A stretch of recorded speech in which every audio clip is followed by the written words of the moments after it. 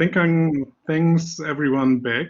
Yeah, I see actually Ohad set out a poll to ask for how the weather is at your place. I'm delighted to see that for most of you the weather seems to be sunny and warm, which is the same here in Glasgow if I'm looking out of the window where I live. All right, so today I want to build up on what we talked about yesterday. So yesterday I gave a little bit kind of an overview of different flavors of compiler intermediate representations, a little bit of historic context, and where kind of the journey of compiler intermediate representations might go.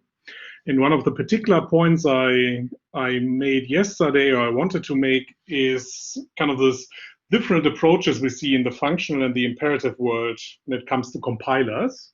And particularly yesterday, I pointed out that there's a correspondence between the lambda calculus world, particular specific form called CSP, where you essentially have a continuation that you continue to pass around to make the control flow of your program kind of even more explicit and easier to investigate, and a form called SSA, which is a single static assignment, which we're going to look at tomorrow. And in some sense, these two kind of do the same thing, or they try to represent similar things. But the communities who came up with these are actually quite distinct and quite different. So they think about programs and what they represent, how they should be evaluated, how they should be optimized quite differently. And today we're going to look a little bit more into how these functional intermediate representations look like. So we're going to talk about lambda calculus, and we're going to look a little bit and learn kind of about the lambda cube. We're going to look a little bit in implementation strategies. So how do we actually implement something like systemf, which is the core variation that Haskell is built on, at least kind of a slight variation of that. And I wanted to pick kind of one implementation kind of detail topic where... Was there a question? All right, I will just continue, but stop me anytime with questions if you want to. So one thing I wanted to look into today is kind of how we implement algebraic data types across programming languages. Particularly, I want to look into how we express this in kind of a modern version of C++, which might be a little bit surprising for people who have either come from a functional background or from a traditional C++ background. And I want to kind of see, kind of draw a little bit of comparisons there again. And then we're going to briefly talk about how we might optimize some forms of intermediate representation using these kind of syntactic transformation rules that are sometimes also called rewrite rules. Okay. And I want to keep this this lecture quite interactive. So if anybody has questions, as yesterday, raise your hand, write them in the chat. I can also try and monitor the stack here on the side. But I guess I prefer if you ask the questions right in here. And we have a first question. Do you want to speak up, Arjen? Yes, I think you haven't been very explicit about a preference for either SSA or a continuation passing style, except that you've shown that the SSA representation is not very easy to inspect. Should we expect that you prefer continuation passing style and that is where we're going, or are you going to show the benefits of both? So I'm going to talk particularly tomorrow quite a bit about kind of benefits of SSA actually. And I think that kind of the tradition where you come from, or what language, kind of what worldview you share, kind of indicates maybe your own preference. I don't think that I personally think that one is necessarily better than the other. I think also that it's in some sense a little bit mute to think, oh, we should have designed all of our compilers in continuation passing style over SSA form. Because we have now a very large and very well-working compiler that works with the SSA form. In particular, tomorrow when we are going to talk about kind of aspects of data flow analysis, we will see how the type of questions you ask in imperative languages how they are actually, I mean, how it's quite natural, or at least how you can, with the SSA form, answer and kind of analyze these type of questions. And I don't think that there's necessarily a kind of if it wouldn't be kind of easier to kind of analyze programs going down the kind of the continuation parsing style route. So I don't think that there is necessary, in some sense, a clear preference from my side. Okay. One thing that I find is interesting, we talked about this yesterday, is that kind of in the compiler, at least, both of these representations have kind of an immutability aspect to it. So the single static assignment says I can only assign to a variable in this form once, which obviously in some sense seems a little bit counterintuitive to an imperative language where you actually want to modify state. But in the compiler, and when we analyze programs, it turns out to be quite useful to think about programs kind of in this single static assignment or in this kind of immutable way. Okay. Yes. Okay. So today mostly functional, tomorrow imperative, and on Thursday a little bit mixed in some sense, particularly with kind of looking forward to more domain-specific versions where we might make particular choices for a particular domain. Okay, so let's look a little bit, and if you have a functional background, then this part might kind of be a little bit standard, but I wanted to kind of establish for everyone kind of a common ground. So the Lambda calculus, as I guess most of you know, is kind of comes in quite a lot of different flavors. It has been established quite early, before we actually had any form of kind of electronic computers.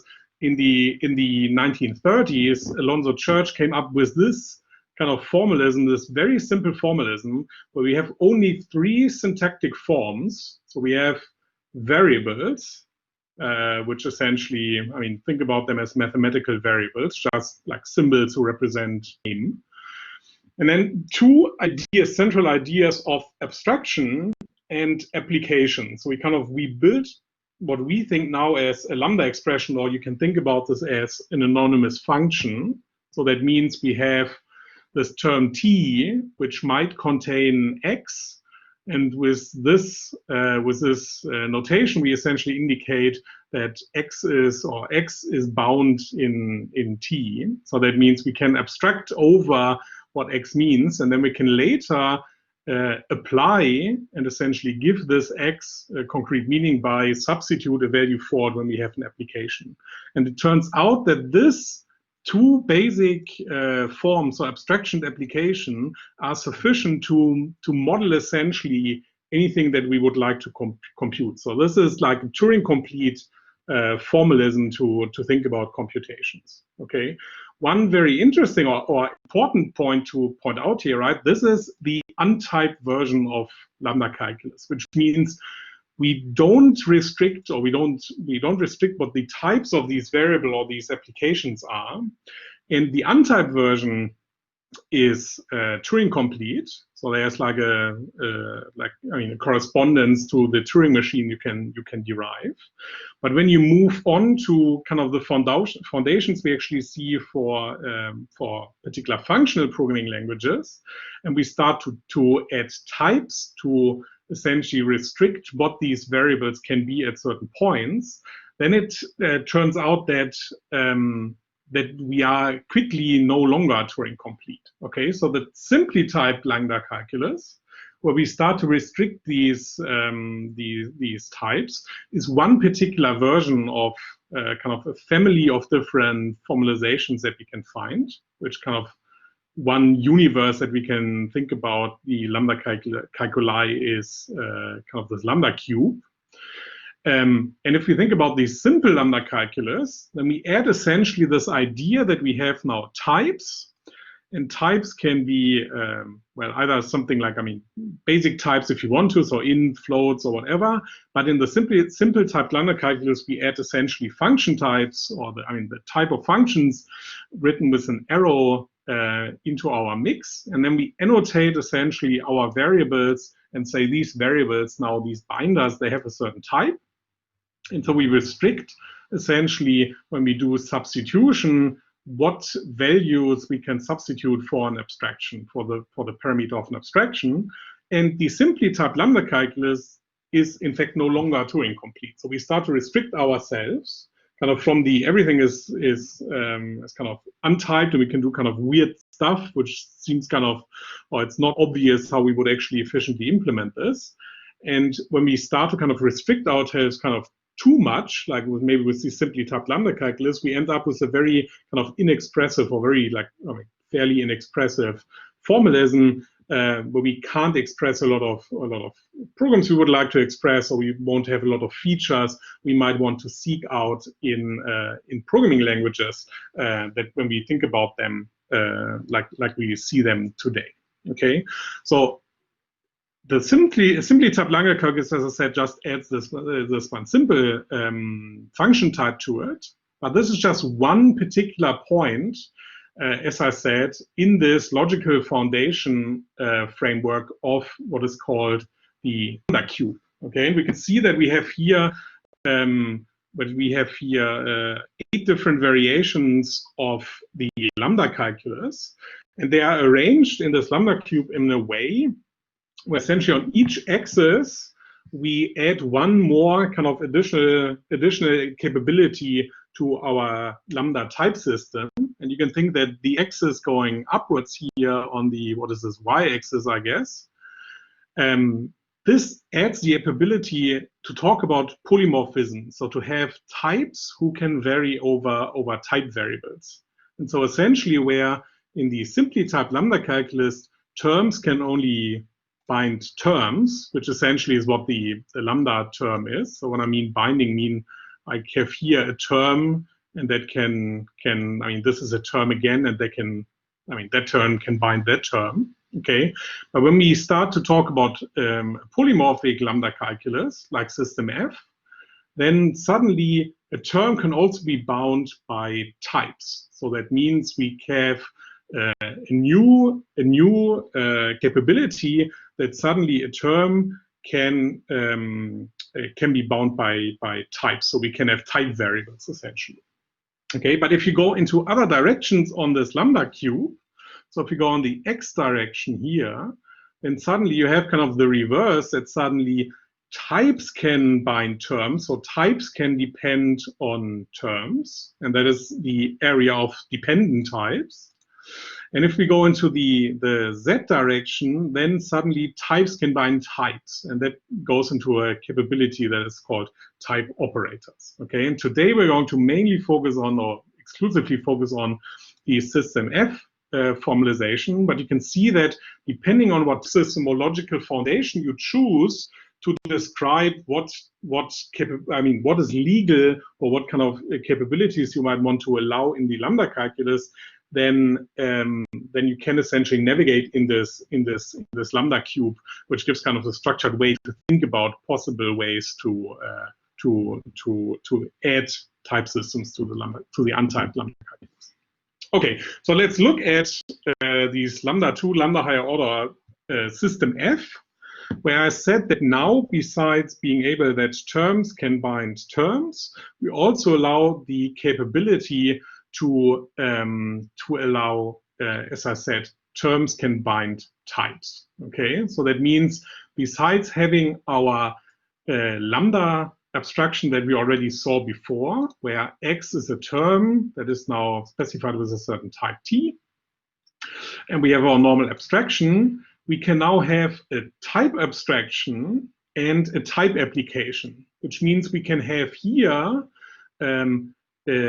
another type of function, another kind of function, I should maybe say, which indicates that we now don't abstract over a term x, but we abstract over a type variable x. So that means we can now represent something like the identity function, which has type a goes to a, where we essentially, a is now a type variable, which we can introduce with this new syntactic construct. And then we also allow type application, where we can essentially allow an expression to, substitute essentially a type, like a type for a type variable. Okay, and what we need to add besides the syntactic forms is we also need to add one new form of types besides our function types.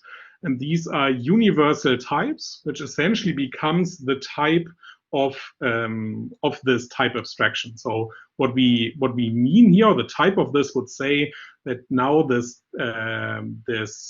type of this term small t, that would be universally quantified over this variable x, so that we would say for all possible choices of this type variable x, this t would have like the certain type. Okay, and this essentially is the foundation that Haskell chooses to implement its in language with a few tiny, like some smaller additions to it.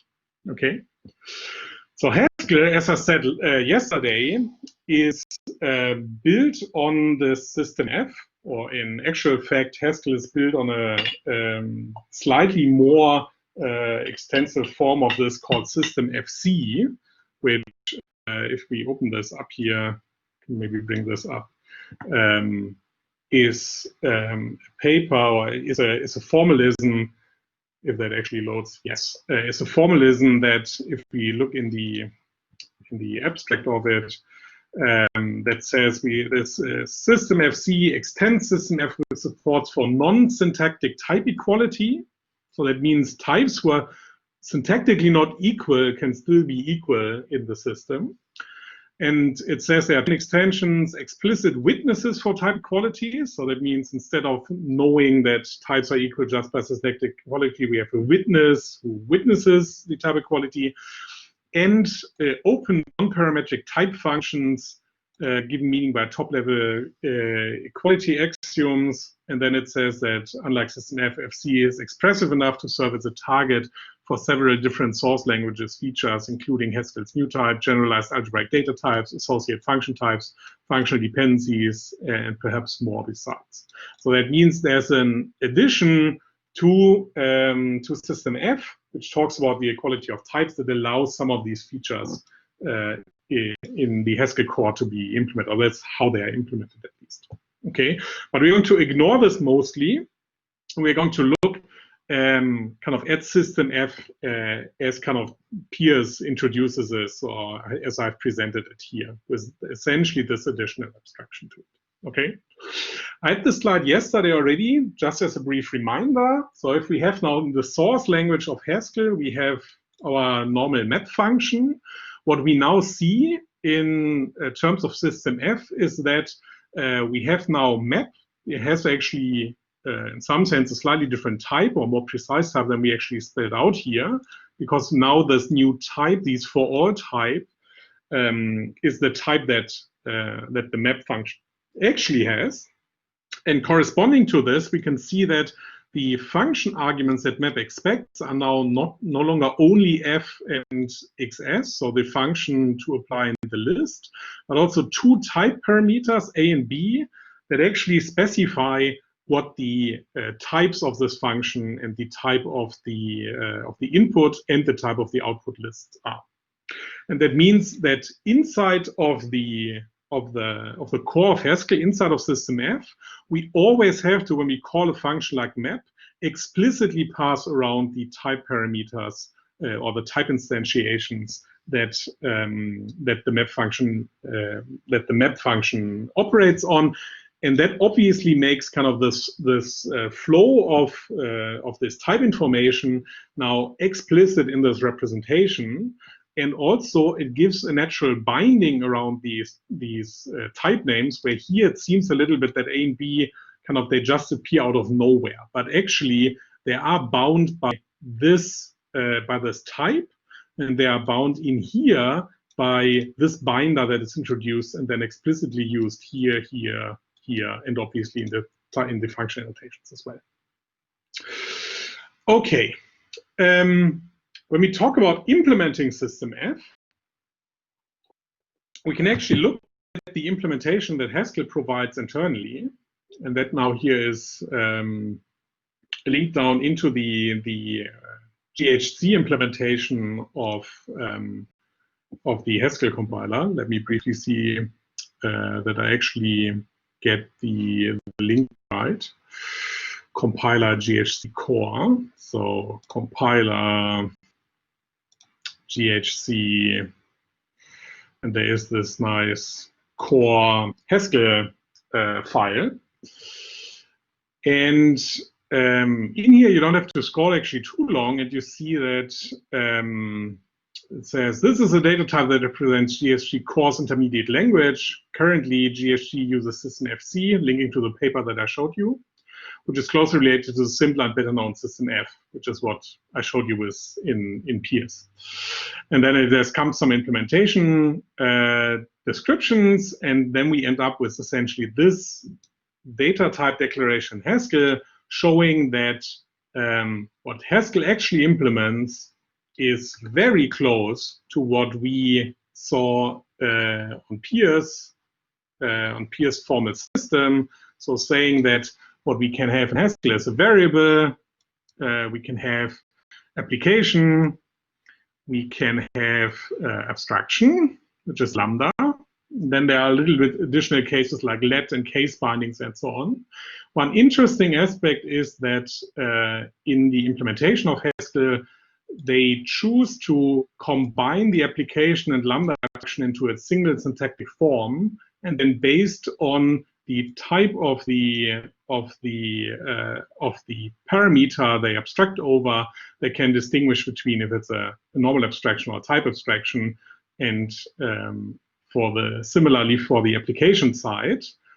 Particularly, you can see that because the type application requires that you mention no types essentially inside of an application, that there is a case to embed types syntactically into the expression form of this algebraic data type. Okay, so this is the actual implementation that the GHC Haskell compiler uses underneath. And we're going to, if you want to learn a little bit more, I want to just point this out. There are two nice resources around here. So the one is, please don't play this now. There is this talk by Simon Peter Jones on introduction into the core, which talks for over an hour about how the GHC compiler actually is implemented conceptually. And the other quite nice resource is this presentation by David Terray, who is a GHC developer who talks quite extensively in this kind of Stanford course about a lot of terminology differences compared to imperative languages, and the pipeline Haskell takes, including the core syntax and the optimizations, and showing similarly the slides that we just saw in the code. And one point we need to point out is like this definition of how the data type is represented, that basically hasn't changed in Haskell for 30 years, right? So I mean, this is the foundation that has been incredibly stable for a very long time. Okay. I want to look a little bit more into a bit more detail into kind of more textbook implementations who are less kind of scary, if you'd like, and less large compared to the GHC implementation. You can find plenty of them up, and I've just picked one of them that came up and has essentially, no, I don't want to update my account settings, that just has a full implementation in a single Haskell file. Okay, and we can see here in this, so this is like roughly 600 lines of Haskell code. And we can see, similar to what I showed before, an implementation of a term language. So this was called expression in the Haskell implementation, where we can see some kind of base scalar implementation parts. We can see the simply typed Lambda calculus. So here variables, Lambda abstraction application, system F, type Lambda and the type application, and then they have some additional list terms and the support for general recursion. And the types in this world are essentially the function type, as we saw it, type variables, the for all type, and then some basic like scalar types like Boolean and NUT, and a list type, and they have a type error that is represented in these types. Okay, and so this should seem fairly familiar if you have done any work with on the Haskell side at all, because what we essentially use here is an algebraic definition on algebraic data type. This is what Haskell's data constructor is, just listing all the different cases we can consider, and essentially what they are kind of what they contain and carry. So, for example, the lambda has here a symbol, a type, which is the with the type of the symbol, and then the term that is represented as the body of the abstraction. Okay. So algebraic data types, that's kind of where I want to spend a little bit more and want to also show a little bit more code, but I don't want to show more Haskell code, because I think that's in some sense a very straightforward and well-known representation. So as I said, that's kind of maybe a core kind of boiled-down version of what an algebraic data type representing system F might look like. But if you think how you would implement this in a more imperative language, it becomes a little bit more or a little bit less clear what features you might choose in the implementation side. So you might expect, and you can obviously do this, that you start to implement lambda calculus by starting to build kind of a class hierarchy where you represent kind of the AST as a tree, where you hold pointers to each node in that tree, and then you build subclasses maybe that indicate the different cases you have to consider, and so on and so forth. And obviously, that's one way to implement in an imperative language like this. And LLVM, for example, represents its AST pretty much in a structure similar to that. But I thought I'd present today a little bit of a slightly different take on this, and that is I wanted to show a kind of more modern implementation of what can also implement, or how you can implement these algebraic data types in Haskell. And for that, I have made this repository public. So if anyone is actually interested in looking at a little bit of C++, besides the one I'm going to talk about, this is a fairly small project which you should be able, if you have a modern C++ compiler and the CMake build tool, you can essentially execute these steps to run a couple of tests in this. I'm going to show, I hope that I will make this here big enough. I'm going to start explain a little bit, and now please ask me questions throughout, because if you don't have that much experience with C++, this might become a little bit more interesting. But I want to point out essentially some connection features here. Matthäus, do you want to ask a question? Hi, I wonder why you didn't show up the obvious equivalent of a sum, the union type of C and C++. I mean the discriminated one that you can obviously tag somehow and then go on. Okay, so you ask essentially why am I not using the union type? So which essentially in C is just say union, and you say I can have a union of an int I and a float f, and that's a valid type in C++ or in C, right? Which essentially says I can either be an int or I can be a float. The problem, obviously, with this, as you indicated in your question yourself, is that a union is, in C at least, what is called an unchecked union. So you don't know, or you forget in some sense, going through the writing your program, if you currently hold an int or if you currently hold a float. And what you can do is you can essentially add a tag to this, right? And you can say like, I add my tag, and that can be, for example, an int, or this could be an enum, where essentially you keep up and you store at runtime which of these two different fields you have. And every time you enter a function, you look at that tag, and you then cast essentially a unit to say, oh, now I'm an int, now I'm a float. Okay, and what I want to show is kind of the improved version of this. Okay, and that is a new type in C++, or new, I mean, that's now a little bit old, called variant, which is obviously a variant type. So that means if you are more or less familiar with algebraic data types, and the idea that we have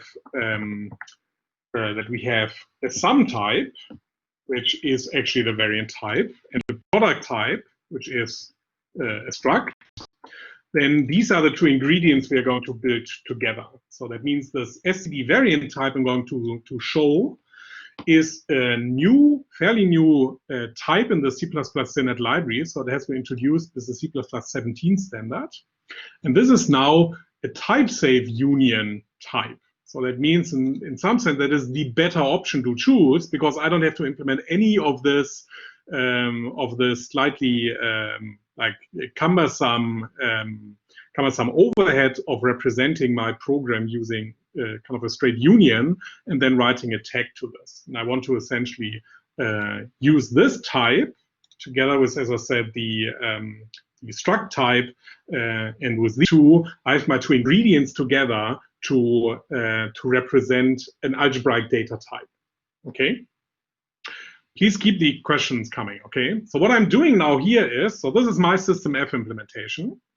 And what I have here is I now declare, without actually, I tell the C++ compiler, there will be a struct called var, but I'm not yet telling you what the components or the fields of this variable are, okay? So I'm just pre-declaring the names for these. I'm going to say there will be a struct for the variables, there will be a struct for the lambda, there will be a struct for the apply, and there will be a struct for a typed lambda, a typed apply, and then I add here a literal binary op and a unary op. And by introducing these structs, I can now declare and say like, oh, there is a variant type which will consist of all of these different variants. Okay, and this will be my expression, and that is the type alias I give here, can either be a var, a lambda, an apply, a type lambda, type apply, unary op, or binary op, or literal. Okay, and this declaration, what I have on the slides here, okay, that should for you look fairly similar. Okay, I mean, at least with a little bit of looking at it a little bit strange from the side, but fairly similar to what this represents here. Actually, the data types where you have the different cases, and then for each case, you essentially, so far, I've only introduced the names and not the fields, but I've introduced the names and said, this is now the variant type that I've been building up, okay?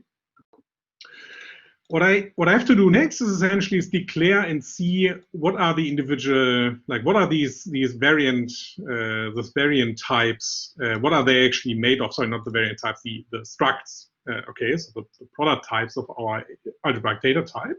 And for that now, after I have declared my variant here, I can now go ahead and declare what my structs actually contain. Okay, and this struct, for example, the variant, I just say, well, a variable has a name, and optionally it has a type. Okay, and then I build here two different type of constructors. Okay. And I can go ahead and do this for all of the other structs that I have. So for example, here is my struct declaring what a lambda looks like, okay, an apply, typed lambda, typed apply, and so on, okay. And you might ask, why did I declare first the names, and then I declared them as part of this variant type, and then I actually declare what these structs are? Can't I do this all just together and just once for all declare what the struct lambda contains? Well, and the problem in a language like C++ is that you have to first introduce a name before you're able to refer to this in this file. It means I cannot move this struct lambda declaration below expression, because then the compiler will not know what lambda means. And that means I need these names to declare what my expression type is. But then when I later declare what my lambda is, I want to be able to say, oh, I actually need an expression here. So that means the implementation of lambda I can only provide after I've said what the expression contains. But for the expression, I need to already say what lambda is. And for that reason, I have to first declare them and then define them. Okay? And one other thing I want to point out here as well, or actually two other things I want to point out, which I think are noteworthy is, so the first thing is that I cannot just declare here that I store an expression inside of the lambda bit. Okay, if I'm trying to do this, then I will now bring the compiler into the mix here. Okay, so this is now my terminal. I'm just going to type mate in here. So if I try to declare this expression inside of lambda, okay, the compiler will yell very badly at me for me trying to put a data type or to put a data type expression into the lambda, where the compiler needs to, and I have to actually see how far I can scroll up here because the compiler's video is unhappy with me, okay? So it says that I've used an incomplete type, okay? And the reason for this is that in C, or in any of these languages, the compiler has to always know what the size of a variable is before you can actually declare variables. So it has to know what is the size of E, okay? If I want to find out what the size of E is, I will essentially now go into my variant type, okay? So the variant type is, as we know, some type. So it will look essentially, what is the biggest of these types in between? How much memory do I have to actually put aside so that I can store either a variable or a lambda or an apply and so on? And when it comes back to the point of asking, what is the type, what is the size of a lambda? It will then kind of come back to the loop and have to ask the question again, what is actually the size of an expression? So I have kind of a loop here, which prevents me from making the expression just a member of the lambda. And what I have to do instead is, I actually have to make this lambda a pointer, an indirection, right? And have to then allocate memory on the heap to store this expression separately, so that the size of this lambda can be determined without actually knowing what the size of the expression itself necessarily is. Okay, so it means I need this indirection, and the compiler is actually helping me in some sense. I mean, I'm not sure if that's help, but at least it's enforcing that I'm not trying to create a data type that can't be represented at runtime. Okay. So and for that reason, what we see here is that I'm using these C++ smart pointers, which essentially allow me to forget a little bit about memory management details about this implementation. Okay. But in some sense, I think that the implementation I provide here is not too far off from the Haskell implementation kind of we have seen before. Okay. And one other thing I want to point out is that we need to, because you don't get this for free in C++, we need to declare what equality means for each of these individual types. So when are two lambdas equal, when are two lambdas not equal.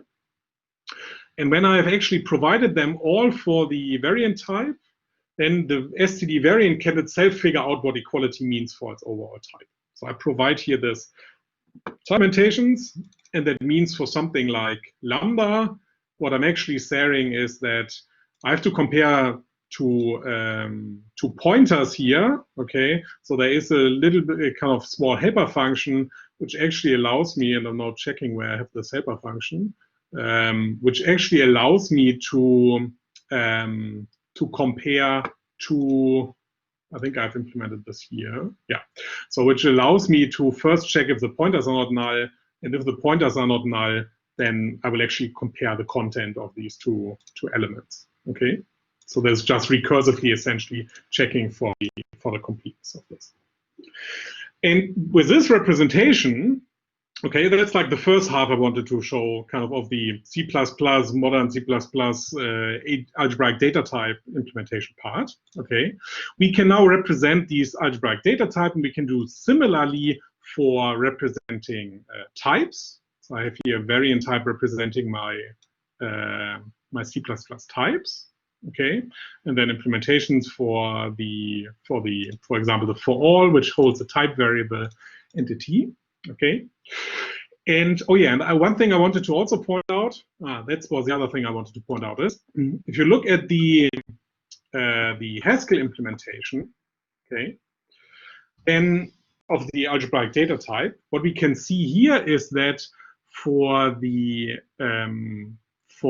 lambda, for example, okay, or for the apply or for the typed lambda, we can obviously here mention what are the types of, in some sense, if you think of them, of the members or of the values that are captured by this value constructor. So that means the lambda has a symbol, a type, and a term. Okay. And one interesting bit is that in the C++ implementation, we can see that something like lambda itself is a type on its own, where in the Haskell implementation, lambda is just a data constructor for the type term, which means I cannot refer to a type that indicates that I've really only constructed a lambda and nothing else, but I can only refer to a term, where in my C++ implementation, what I can, for example, say is, I can say that the x, the first member of the lambda, must be a variable type and not an expression type. Okay, so I can be in C++, or in this variation, the thing I want to point out is that all these individual cases, they are types on their own. When the Haskell implementation, they are type constructors, and there's only the one type term. Okay. Okay, the other thing I wanted to show in that implementation side here is kind of an interesting kind of like pattern matching, like the way to work with these variant types. Okay, and that means if I now have my representation here, I can actually start to build small programs, right? So I can represent something like the identity by saying, I want to crack the type lambda, where I have a type variable, and then inside I have a normal lambda, which has a variable. That variable has the type of that type variable, and then in the body of this lambda is my type variable again. So this is something along the lines of, I mean, you have like a, I'm not sure how to write this actually. So if that is a big lambda, then you have something along the lines of that. Okay, so that's the identity function, if you like. Okay. There has been one question or one point out in the chat. Let me actually briefly show them. Could be fixable in Haskell with a wrapper type and a pattern synonym. Okay, so that referred to the thing I pointed out to say that this is not a type, but this is just a type constructor. Yeah, I'm sure that can be improved or fixed on. I just thought that's kind of an interesting observation that you get not just in this type of implementation, but also if you implement algebraic data types with inheritance, then these also are independent types that can be referred to, and they are not in, at least in this plain definition. I'm sure people have looked into what that actually means, but I just find this an interesting observation. Okay, so I can now build these implementations or these representations of my lambda calculus values. Okay, and now I want to maybe, for example, define a function that operates over this expression and just prints this value out. So this would be a function like show. Okay, so show is, and this is like a new way in C++ to write functions if you want to, where you write the return type actually on the right. So it means I have here my show function, which takes a reference to an expression, and it gives me back a string, which is kind of what does this expression actually really mean? Okay, and I want to show briefly, no pun intended, how we can implement these using kind of a neat trick of this variant type that we have implemented. Okay, so what I have here is now the implementation of the show function. Okay, and that looks here kind of interesting if you have never seen that before. Okay, and the intuition you can have here is this should look a little bit like pattern matching in Haskell, even though this is C++ and actually works under the hood quite differently. Okay, and what we have here is we have a function which I called match. Okay, and I've defined this function myself, but this builds up on an existing function, the standard library called stdvisit. Okay, and what this function takes, it takes a variant type, and then it takes as its second argument, normally, right? It takes an object in C++ where the call operator, so the parentheses operator in C++, is overloaded for all the different cases that the variant covers. And that means that I can actually construct now, and then it applies, I mean, it's called stdvisit, but what it means is it applies this the right function to the value of the variant that it actually holds when it's executed at runtime. Okay, and using this cases thing here, which I've defined, and if anybody is interested in how that works, there's a link later to a blog post explaining this. Okay, but what this essentially does this thing together with the list of values that comes after these bits here, okay, that creates kind of here on the fly an object that overloads all of these different the call operator for these different types, where I'm specifying each individual case using a C++ Lambda expression, which is essentially, I mean, a lambda like in Haskell or something like this. Okay, and that means I can emulate here something that looks like pattern matching, but it actually really isn't, because the order in which I write them actually really doesn't matter at all. That it just, the compiler will pick the right function based on the function signature that I'm actually giving it here. Okay, but if we ignore kind of these technical details, what we can actually write here is we can take an expression and we can say, well, if it happens to be a variable, then I'm going to print its name, and if it has a type, I will also print its type annotation. If it's a lambda, I'm going to print a single slash. That here is the escape character, that's why it appears twice. Then I'm printing recursively recurse and say, print me the parameter value. I print a dot separating and print the body. And then I have the other cases for my apply, my type lambda, my typed apply, my unary op, my binary op, and my literal. Okay, that means in the syntax, I can now actually almost work on this like I would write this in the implementation that we can see here, right? Where we have, like in the Haskell implementation, we see kind of a pattern match like syntax, and instead of writing the nice patterns like I would like to write them in Haskell, what I can do in C++ is, well, I write these the type constraint, and then I can maybe do some additional pattern matching after. Okay, but that's essentially like how this works. And if I run this now just to show in some sense the bit of this, then I can actually execute, and this here is the type of this identity function that I provided before. Okay. Okay, I just thought this was kind of an interesting kind of excursus, if you like, or interesting kind of like side note into how the concept of something like an algebraic data type, like they translate in some sense quite neat, I would say. I mean, whatever you call neat, right, over into the setting, even though the language itself, which underlies this, is really not that functional at all. Okay. Okay, if anybody is interested to play with this, then feel free to expand this implementation, which is currently quite bare, obviously. I mean, not obviously, but it's currently quite bare, to a little bit more little bit more interest. Okay, there's a question around, is this kind of encoding of ADTs actually used by C++ programmers?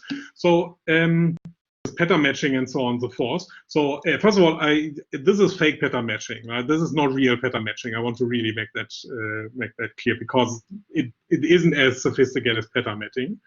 The answer to your actual question of, so I don't think that any of the kind of mainstream compilers or kind of like anything which is really used in production would actually use this technique, at least not as I presented it here, because I've been very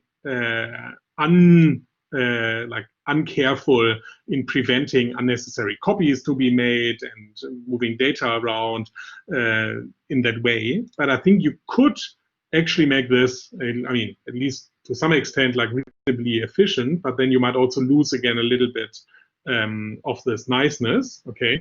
One thing that I've pointed out here at the end is there is a talk from Ben Dean at C++ conference, where he actually talks quite a bit and like for an hour about using these forms of types in modern C++ programming. And I don't necessarily think that ASTs, so kind of program representations, like I have them, are actually implemented like this. But algebraic data types, in a maybe more restrict form, so where you have like smaller types, they are totally used by people in the C++ community if they adopt these modern styles. So I don't think this is kind of an esoteric feature that nobody knows about, but I think it's a new feature that people start to explore and understand a little bit better. As I said, this STD variant type has been introduced in the C++ 17 standard, so it's still like a fairly new thing. Okay. So that's all I wanted to say about kind of algebraic data types as kind of the classical way to implement something like, I mean, like an AST-like structure, which is one of the kind of big difference, if you'd like, that we carved out yesterday, of saying like, if you implement in the functional world, it's kind of almost, you build up a language, like, which is like, and you think about this quite syntactically, where if you build up the SSA forms we're going to look into tomorrow, then we're going to see that their graph-based structures are much more common, obviously. And well, I'm not entirely sure how actually the variant type would fit necessarily in there. I think maybe there could also be a bit, and as just pointed out by one of you, Clang and LLVM, the kind of big compiler frameworks, they have just recently moved to this new C++ standards. So, and I think actually, as just pointed out, like they haven't done yet, in some sense, the move to this 17 version. So these variant types, they are not kind of accessible in this world. But I think there's more understanding than ever in the communities for having cleaner designs being better, and something like this variant type, I think, is a step for one more step for the C++ community into a better modeling of.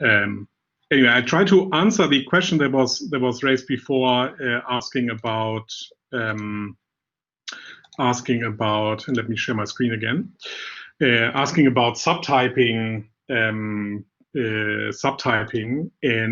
in contrast to this variant type.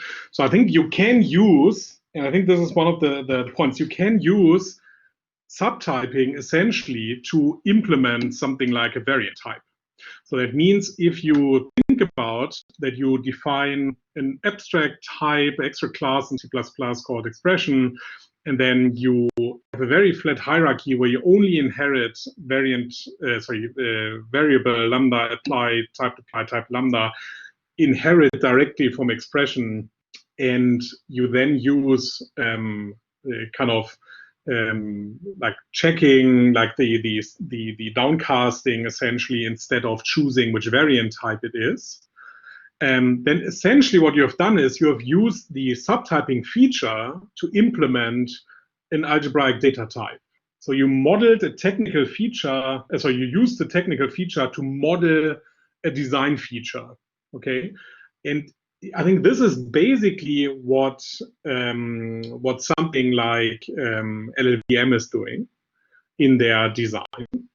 But I think the problem in some sense by using that approach over the variant here is that you are not expressing your design intents in the program explicitly, but you're somehow using a related feature to implement what you actually want to say. And that is what an algebraic data type is. And I think that particularly in the imperative world, a lot of programmers are not aware or they're not clear about why they're using inheritance, because it's a very kind of a very unprincipled, I mean, not unprincipled, it's a very, like, it's a technique that can be used for a lot of different purposes.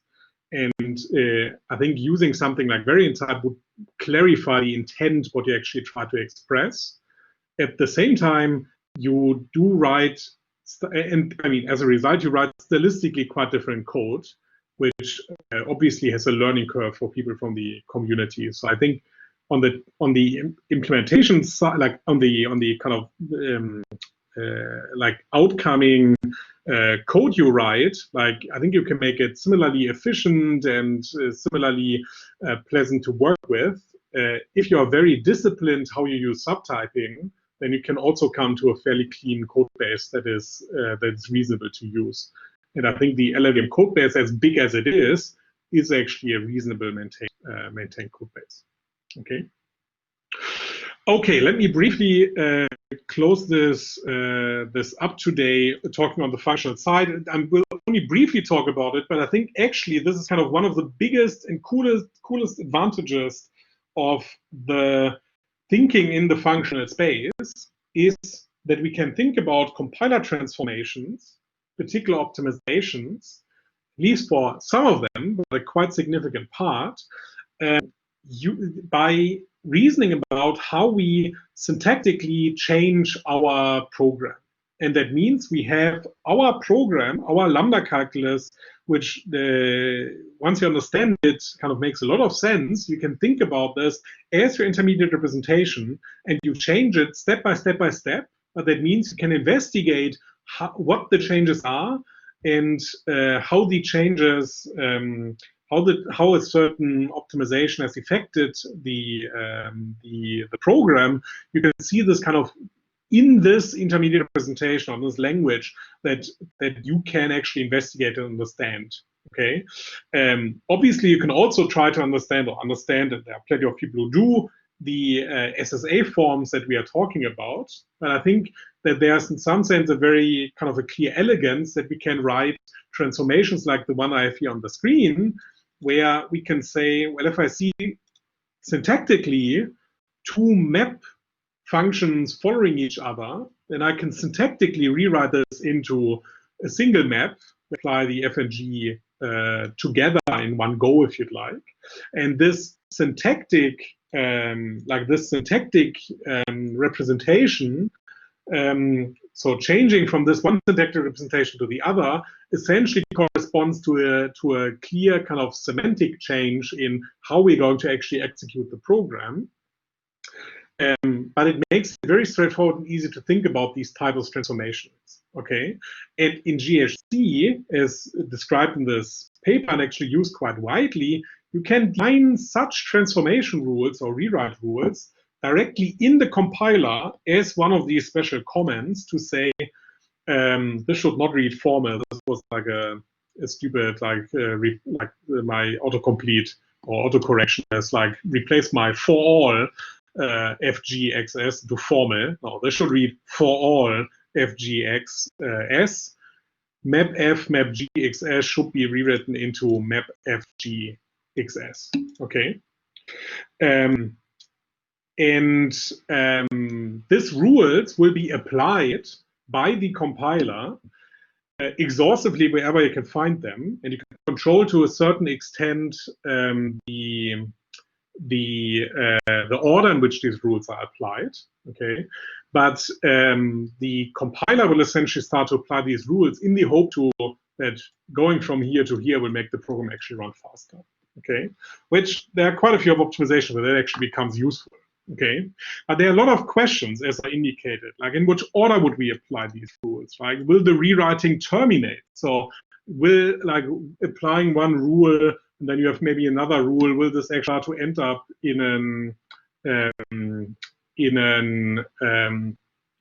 will this end up in a form, right? And then there's this question of what is called confluence. So if you take two different rewrite paths, right? So you apply first the one rule, then the other, or first the other and then the one rule, then you end up kind of at the same spot. And Haskell doesn't actually check any of this. And it actually, for these rewrite rules that you can add, these rules, it really can't. So you can easily add a rewrite rule that means your optimizer will spin forever and rewrite forever. There's no guarantee of confluence, okay? And there's also no check if these rules are correct. The only thing that the Haskell compiler does is that it will type check the left-hand side, it will type check the right-hand side, and it will insert that the two types are correct, because otherwise you can really not apply these rules meaningfully. But this is where it stops, okay? And that means correctness for these rules is not checked by the Haskell compiler, okay? But actually, with one of my students that I supervised as an undergrad last year, it's not too hard in some sense to think about how to check them in external tools. So for example, in Acta, which is also just has been mentioned by one of you saying that there's work on checking local confluence, so in a kind of smaller context, achieving like that rewriting always ends up in the same paths in whichever way you apply them. Okay, but this here is from an upcoming paper from us, like a small snippet where this is Acta code showing kind of the proof that you have a certain transformation rule here specified as these map f split n can be rewritten into map f split n in another form. So that is like a slightly more sophisticated rewrite rule compared to this here, but this is kind of proof showing that these rules are actually semantically rewriting correct. Okay. There's one other question coming up. Does Haskell have some cost model to know if an optimization improves the speed? So for these type of rules that you add yourself to the Haskell program, as far as I know, there is no cost model. There is, I think there's like a way how you can influence which rules are applied in which order. So these set of rules should be applied first, and once you can't apply them anymore, go on to these rules. Okay. But just at these rules, there's no cost model telling me like, oh, try to apply it or not. For other type of optimization, so particular for the so-called let inlining, which is one of the most important optimizations that you apply, the Haskell compiler applies, there are very sophisticated heuristics who try to guess what are the best ways to apply it. And they are in some sense what you might call a cost model here. But one of the big problems we see with this small rewriting approach, where it's kind of quite nice to formulate and write these texts down, is that it's not always clear, even if you can in some sense rewrite the program into like a worse state like on the short term, but then on the long term, it turns out that like making your program worse first before it becomes better actually turned out to be a really good idea. So it's somehow kind of the question, how do you actually kind of overcome these kind of local minima? If you only have a cost model which says like, oh, always apply this way, you might actually end up not finding the big rewrite rules or the big rewrite sequence which actually makes sense overall. So I think there's a lot of more work to be done on what type of rewrites to apply, and a lot of these aspects, I think they are still kind of open to find a more cleaner, more structured way to think about how could we apply these transformation rules or these rewrite rules in a better, more structured way. And that's kind of the last plug for me. Like this paper, which appears at IP in 2 weeks' time, is like a paper that I've written with a couple of my students, and we have like one particular way in a very specific domain to control how you're actually going to apply these type of transformation rules to a functional program for optimizing this program. Okay, and that's pretty much all I wanted to end up with. Okay, so there are a few more references set up here, and then there was one more question. If you guys have more questions, please let them come. There was a question if there are any plans to cover the existing strategies of compiling SysNav down to lower level representations, for example, LLVMIR. So I don't have a plan to talk about how SystemF itself, but what we will talk about, like to compile this down to LLVMIR, but what I will talk about on Thursday is we will look at a functional representation which is not based on system. Well, it's actually it's kind of somewhere on the lambda cube, somewhere over here, I guess. Like as in we have some form of dependent types, and we have type variable. Like we have some form of type variables in our system, and we will talk about how we are compiling that down to, or we can talk about how we are going to compile that down from the like into something like LLVMIR, or at least, I mean, okay, like yeah. So yeah, I mean, we're going to talk about this MLIR framework and how we're going to take a functional language and how we're going to compile this down to kind of a more imperative language. Okay, so that part which kind of comes in closer to the work that I'm actually doing in my research bit, that we'll look on Thursday, after we learn tomorrow a little bit more about SSA. Okay, and I think that's, as I said, all from me. If there are more questions, please let them coming. Also, or if you want to stop the recording, then people can ask questions after that as well.